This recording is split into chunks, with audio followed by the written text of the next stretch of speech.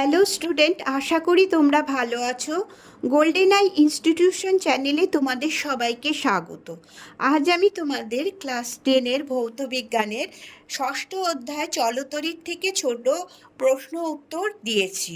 আমার আজকের এই ভিডিওটা যদি ভালো লাগে তাহলে অবশ্যই লাইক শেয়ার করো এবং কোনো নতুন স্টুডেন্ট হলে চ্যানেলটাকে সাবস্ক্রাইব করো। তাহলে চলো পড়ানোতে যাওয়া যাক। ক্লাস 10-এর ভৌত বিজ্ঞানের ষষ্ঠ অধ্যায় চলতরিৎ থেকে ছোট প্রশ্ন উত্তর।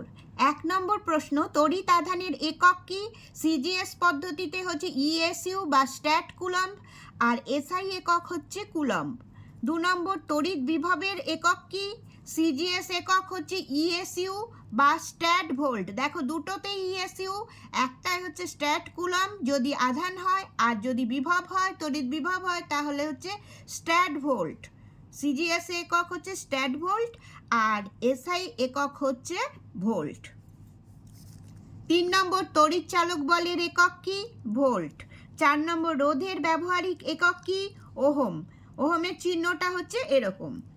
5 নম্বর হচ্ছে ওহম মিটার কিসের একক? রোধাঙ্কের একক। 6 নম্বর, তড়িৎ প্রবাহ এর একক কি?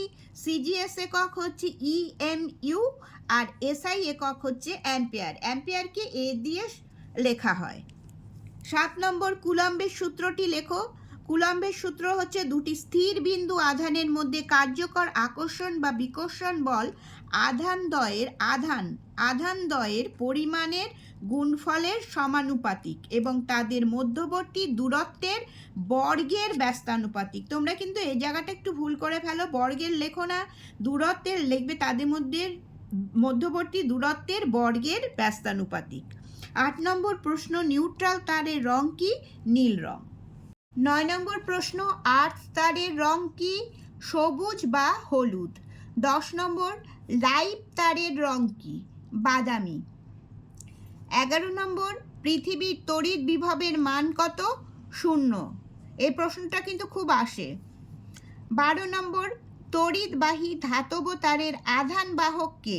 মুক্ত ইলেকট্রন। এটাও খুব ইম্পর্টেন্ট প্রশ্ন, 12 নম্বর প্রশ্নটা। 13 নম্বর, বাল্ব, সিএফএল এবং এলইডি বা লেডের মধ্যে কোনটিতে তড়িৎ শক্তি কম খরচ হয়? দুবার লেখা হয়ে গেছে। কোনটিতে তড়িৎ শক্তি কম খরচ হয়? লেডে, এলইডি বা লেডে কম খরচ হয়। 14 নম্বর, কোন সমবায়ে তুল্য রোধ হ্রাস পায়? সমান্তরাল সমবায়ে। 15 নম্বর, এসি এবং ডিসি জেনারেটরের মধ্যে কোনটিতে দুটি স্লিপ রিং থাকে? এসি জেনারেটরে। 16 নম্বর, এসি এবং ডিসি জেনারেটরের মধ্যে কোনটিতে কমিউটেটর থাকে? ডিসি জেনারেটরে। 17 নম্বর, একটি তারকে দুভাগে ভাগ করলে রোধাঙ্কের কি পরিবর্তন হবে? রোধাঙ্ক অপরিবর্তিত থাকবে। 18 নম্বর, ভোল্টমিটার কি পরিমাপ করে? বিভব প্রভেদ।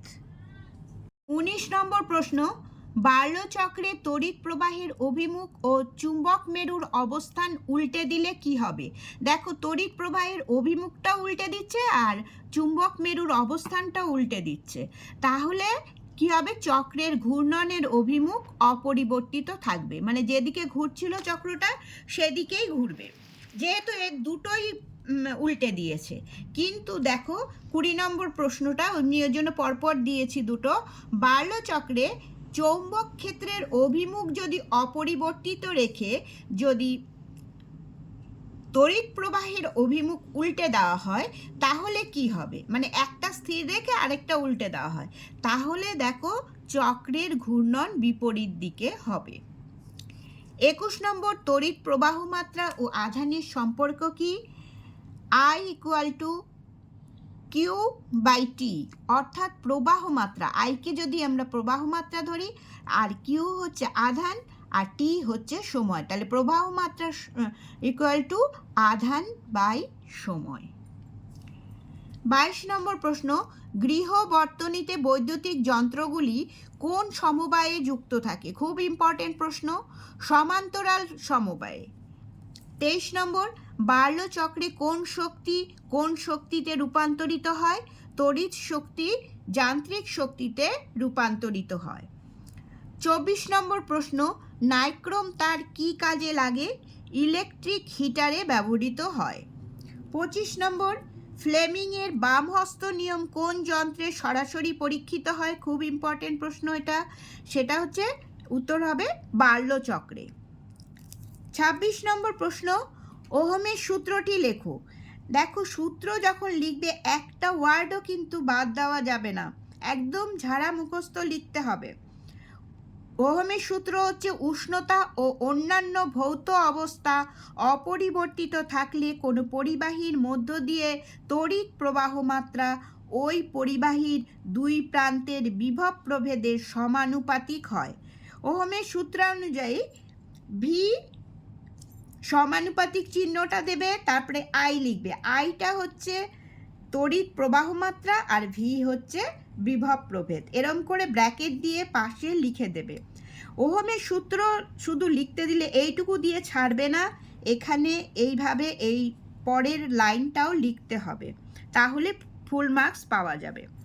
27 নম্বর প্রশ্ন, দুইটি অওহমীয় পরিবাহীর নাম লেখো। অ্যান্সার হবে জার্মেনিয়াম এবং সিলিকন। স্টুডেন্টস, তোমরা জানো ভৌতবিজ্ঞানের চলতরিৎ চ্যাপ্টারটা বেশ বড় এবং এর থেকে অনেক ছোট প্রশ্ন হতে পারে। আমি আজ 27টা প্রশ্ন দিয়েছি এবং এর পরের ভিডিওতে আমি আরও ছোট প্রশ্ন দেব। তাহলে আজ এই পর্যন্তই, তোমরা সবাই ভালো থেকো।